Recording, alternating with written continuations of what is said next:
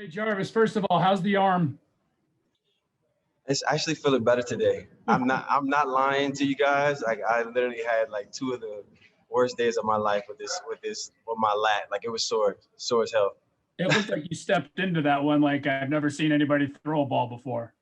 Yeah, yeah. I mean, listen, he'd have been mad at me if I didn't throw that ball. So I had to make sure I get it up and down as quickly as possible. Hey, we were talking to Baker yesterday and just trying to, as you guys know, trying to distance yourself from the past here. And I know sometimes that can be hard to do because we do bring it up a lot. But why does this 3-1 start feel so legitimate to you guys, Jarvis? We've done a lot of great things. Where we at in the turnover margin speaks for itself. Where we're at in the run game speaks for itself. Points per game speaks for itself. And all these things are not by mistake. We go out here and we work hard each and every day, and we're understanding the pieces that we're trying to put together to make the run and win every week. But it's tough. But we're doing the necessary things that we can do out here in the practice field. Thank you. Thank you, Tom. Mary Kay Cabot, you have our next question.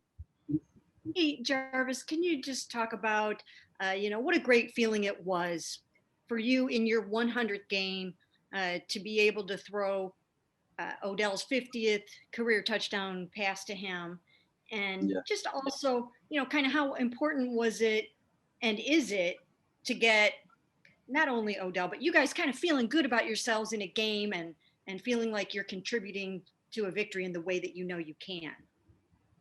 Yeah, I mean, the 100 game was like, an emotional thing for me, and then to cap it off, like throwing a touchdown rather than scoring a touchdown was like almost perfect. Like it was just kind of like for me, we practiced this play over and over and over, and I just knew in my head, no matter what, I'm just throwing him the ball. You know what I mean? So, trusting and knowing that he's gonna get open and make the catch and make the play. But he talked about it after the game. I'm sure a lot of guys were on the call when he talked about how we used to throw the football outside of WCA at LSU, and those are the little moments that like you think back, even like right now, like you think back to like it's very special and different. Just going back from all the times that our friendship and brotherhood has been together with each other, and having a history made on that play. It's something together. It's something it's crazy. Like you can't even like put it into words. It's crazy. And what about that notion of, he got involved early, so did you, but it just seems like, Odell gets stronger, better, more excited and more fired up when you kind of can get him going and off to the races. Yeah, I mean, that's part of the plan. It's about flow. I think what you're speaking about, it's flow. And when you got a guy that wants to be involved, guy that comes into work, works as hard as anybody, that does his job day in and day out, and having opportunities on Sunday to make plays, and obviously he does make plays. Getting him going early as often as we can is going to be an advantage for us. Thank you, Mary Kay. We'll go to Jeff Shadell for our next question. Hey, Jarvis, you kind of joked a little bit about those COVID-19 protocols, but are you concerned the way these outbreaks are coming individually, Cam Newton and a couple of these other guys, that you guys could have all this going for you and then it could vanish? Yeah. I just, for the first of all, I mean, everybody's health is at risk, and that's not something to play with. And that's something that we all take very seriously. There are a lot of people involved, and, we're praying for everybody. And, like I said, like outside of this building, it's kind of hard to know if everybody's doing the necessary things, but I know inside of this building, we're doing the necessary things to make sure that we can play football, because ultimately that's what we want to do, and we're watching from afar. We're learning, about other people's mistakes or, whatever it is that's going on in other places, and, try not to let that happen here, because we want to play football and we want to continue to go out there, come to work each and every day. Nate Ulrich, we'll go to you. I was just wondering your thoughts on the clutch play at the end from Odell. What did you see when you went back to look at that 50-yard touchdown run, and how exciting was it? Oh man, greatness. Like again, another play that you can't even put into words, at a moment like that, at a time like that. It's always tough when you have a lead like we have, and then, a team comes back and you're still trying to protect the lead and call safe plays, and and you find a way to get the ball in Odell's hand, which should have been a 12-yard loss, turns into a 50-yard touchdown the opposite way in a blink of an eye, and that's listen, I haven't seen plays like that in the NFL in a long time, and only special guys make those type of plays. And he's very special, and that's something that we're going to continue to need out of him, and for the rest of the season. Thanks, Nate. We'll go to Daryl Ryder. Hey, Jarvis, the Colts come into this game. They're ranked number one in a lot of defensive categories, including against the pass. I'm just kind of curious, what have you seen on film from them? Are they as good as advertised? Yeah, I mean, they're a really good football team. They're a great organization. Obviously a lot of history inside their organization. They do a lot of things well. They don't beat themselves. They've been better these past 3 weeks in the turnover margin, which I think that has help them have a little bit of success. We're gonna have our hands full. We're gonna have our hands full in every phase, and we just got to try to find a way to score one more point than they do. Thanks, Daryl. Next up is Jake Trotter. Yeah, Jarvis, does Odell owe you one now? And is there any way possible he could throw as perfect a pass as you did Sunday? No. Yeah. Listen. We're just making plays, man. I think when the opportunity comes, if it comes, he's gonna make the smart decision. On that play, I had a couple different options, but I really knew the one that I wanted to go to. And I think when his turn is up, he'll have the opportunity to make the same type of decision, and he better make the right decision. That's all I'm saying. Mary Kay, we'll go back to you. Yeah, can you kind of talk about how it seems like Kevin Stefanski sort of gets you guys, he gets you and Odell, and he understands the importance of making sure that you guys feel good about your contribution and that you're enjoying the ride, that it can't just be all the time 50 runs a game and you guys kind of just embracing the blocking role and that sort of stuff. It seems like I don't know, have you gotten kind of close to him? Can you talk to him? Yeah. And does he value your input on this topic? Yeah, I believe, especially in this game and with the amount of experience Coach Kevin has, from his long history of coaching, and obviously our 7 years apiece, me and Odell, but I think the biggest thing has been the communication, and this always will be communication.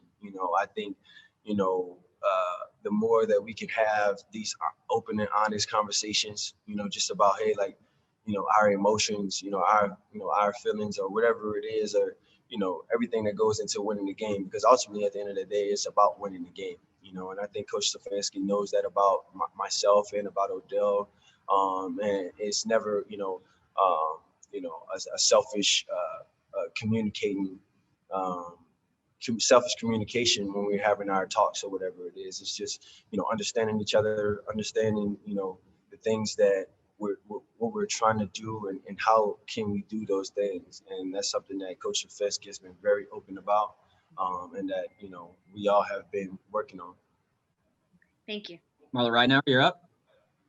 Yeah, Jarvis, I know you don't have Nick for a little bit, but is there still a sense that this is just the tip of the iceberg with this offense? I mean, that you have so many weapons still, just that you're still evolving, and there's more to come.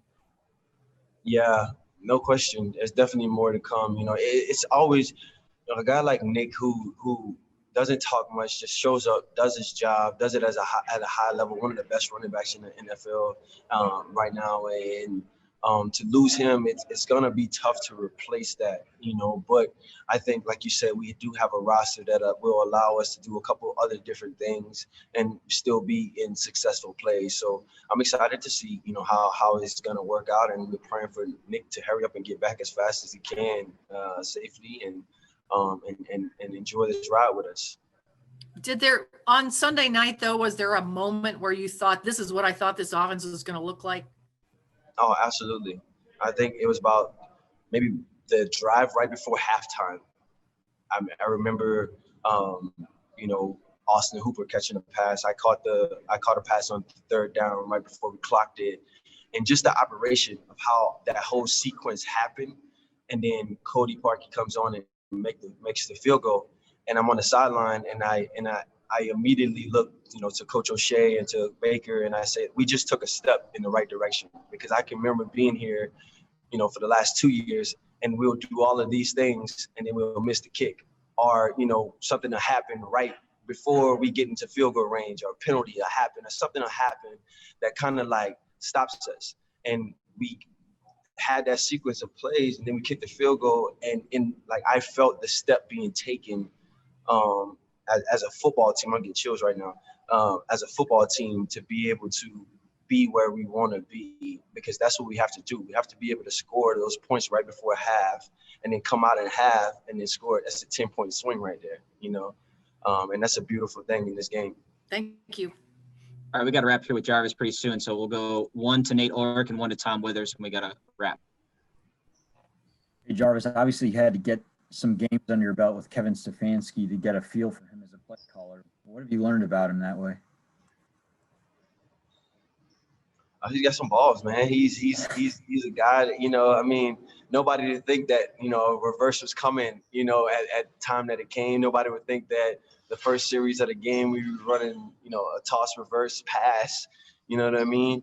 But then, you know, we still had a lot of sequences of football where we just ran great plays, you know, mixing a run in with the pass very well, screen here and there, you know, and that's something that, you know, again, he was in the flow, and you can tell that the rhythm was there, and guys were going out there and executing, playing as hard as they could.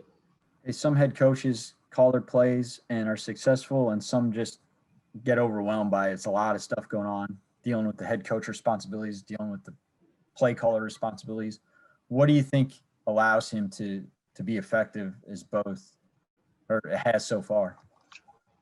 I would say it's preparation. You know, I talked to him multiple times, you know, either after the game on Monday or a Tuesday, on a Tuesday, just, you know, texting, you know, talking, and, you know, he's in the building late night, you know, and then hearing Coach O'Shea as we're talking through first, second, third down in the meeting rooms talk about how, you know, all Coach is doing is looking at film and drawing up plays and thinking of guys to put in these positions to go out and make plays. And, you know, so to me, it all comes down to his preparation. And I think he's definitely a confident guy once he gets to calling plays and in the rhythm. And, you know, that's what makes us good. Last one, Tom Withers. Thanks, Rob. Hey, Jarvis, when was the last time you saw Odell this content, healthy, and focused?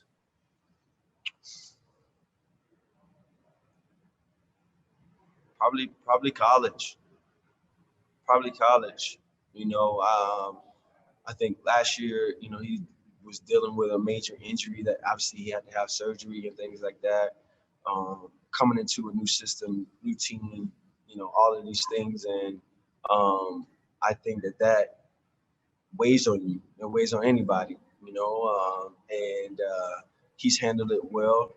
And I think this year, I think his body, you know, has kind of like calmed his mind down from all of the things that he had going on, that he can go out here and perform at a high level each and every time he takes the field. I'm trying to find the right word, but do you view last week's performance by him as kind of a reawakening, a kind of a reintroducing himself to the league as an elite player? I mean, you guys know as well as I do, it should have never been a conversation that he was never not an elite player anymore. You know what I mean? Like, sure. You know, I mean, I don't even think I can answer that question. You know, he's always been an elite player, you know, so.